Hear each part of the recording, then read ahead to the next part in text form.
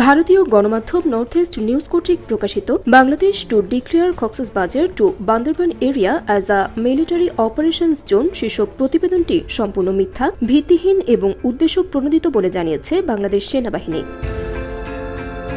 রোববার বাংলাদেশ আর্মির verified Facebook পেজে দেয়া এক পোস্টে এ প্রতিক্রিয়া জানানো হয়। পোস্টে জানানো হয়, ভারতীয় গণমাধ্যম নর্থ ইস্ট নিউজ কর্তৃক প্রকাশিত Bangladesh to declare Cox's Bazar to Bandarban area as a military operations zone শীর্ষক প্রতিবেদনটি সম্পূর্ণ মিথ্যা, ভিত্তিহীন এবং উদ্দেশ্য প্রণোদিত।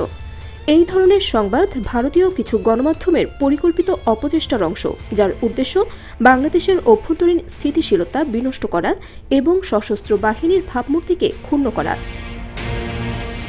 প্রতিবেদনটিতে বাংলাদেশ সেনাবাহিনী সন্ত্রাসী বা বিচ্ছিন্নতাবাদী গোষ্ঠীকে সমর্থন দিচ্ছে এই ধরনের ইঙ্গিত দেয়া হয়েছে, যা একেবারে ভিত্তিহীন, অসত্য এবং এক ধরনের বিদ্বেষপূর্ণ অপপ্রচার উল্লেখ করে আরও বলা হয়, প্রমাণবিহীন এই ধরনের কল্পনাপ্রসূত সংবাদ একটি বৃহত্তর ষড়যন্ত্রের অংশ, যা জনমনে বিভ্রান্তি ছড়ানো এবং বিভেদ উস্কে দেওয়ার অসৎ উদ্দেশ্যে তৈরি করা হয়েছে। বাংলাদেশ সেনাবাহিনী সবসময় সর্বোচ্চ পেশাদারিত্ব বজায় রেখে জাতীয় সার্বভৌমত্ব, অখণ্ডতা এবং সংবিধান রক্ষার জন্য নিরলসভাবে কাজ করে যাচ্ছে।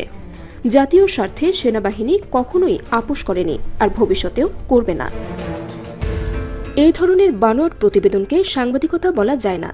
এটি একটি সুপরিকল্পিত ও ধারাবাহিক কুৎসা রচনার অংশ।